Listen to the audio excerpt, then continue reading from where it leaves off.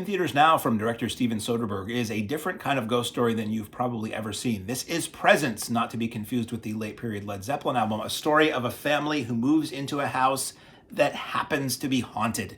The conceit with this film is that it is told from the perspective of the ghost, which I thought would bug me but didn't. The whole film is sort of a POV style, moving camera, long single takes.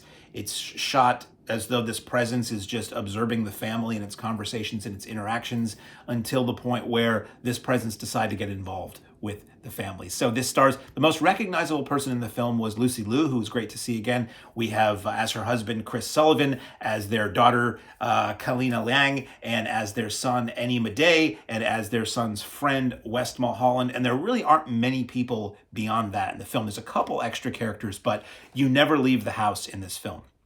Shall I say, for the majority of the duration of this film, you're inside the house. You are like the ghost. The ghost is attached to this house. This presence can only move around within it.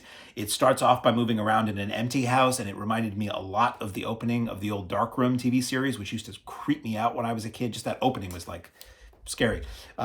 Steven Soderbergh is known for doing very popular things. He's known for doing, something like an Ocean's 11, and he's known for doing really strange things like the Girlfriend Experience and Schizopolis and Bubble. So this falls into his more experimental, I'm going to try something phase, or his approach, and it worked really well, I thought. It's a very low-key film. It's very slow.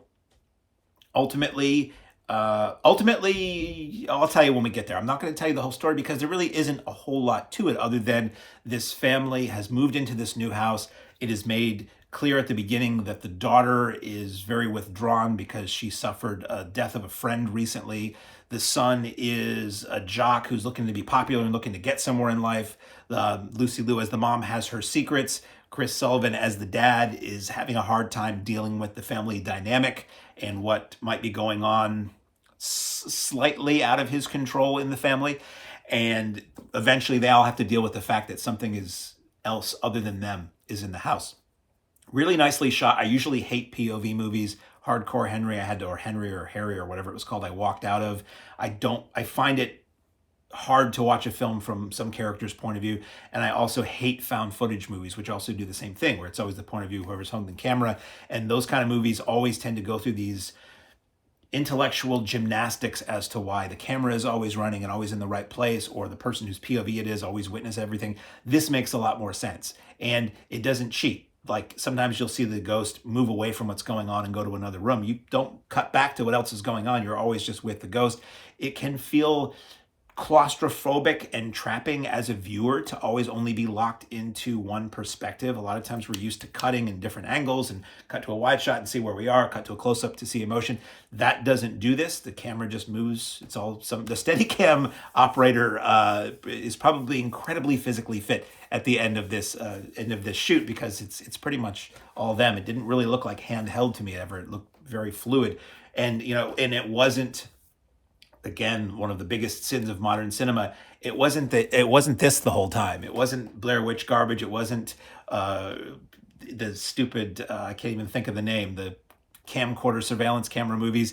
It was very well done, very calm, very serene. It probably is not a movie for mainstream audiences. This is really kind of an art house ghost movie, to the degree where it takes long enough to set up the family dynamics and what's going on with everybody that I wondered, is Soderbergh going to pull the rug out from under us and tell us there isn't a ghost?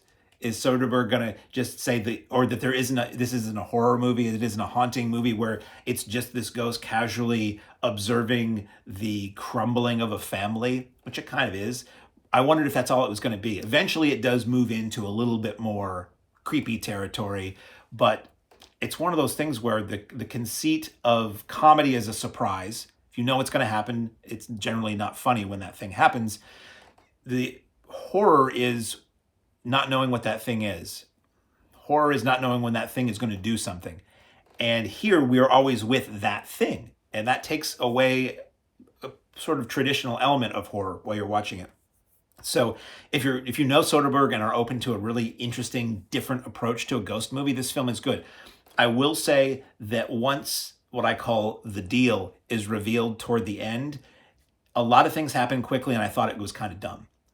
Overall, I think it's a good movie, but when something gets revealed toward the end, and then something happens very, very quickly with a big result.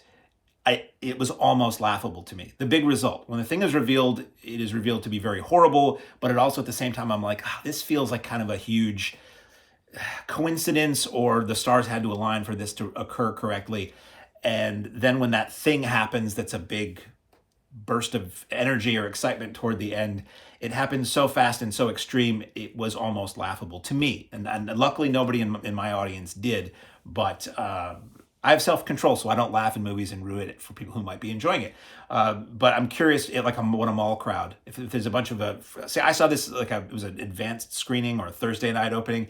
If I saw this on a Friday night crowd at the local AMC or multiplex, I'm very curious what people coming out would think of it, because it is so low key, and it's not what a lot of people are used to in terms of POV horror or in terms of horror in general. So I never saw that movie recently called A Ghost Story, but it made me wonder if this was sort of a distant cousin to that, because I know that film was art house and very much not what people were expecting. So I'm very curious to see what you think of this in theaters now from Steven Soderbergh, and Neon, the studio Neon, is Presence.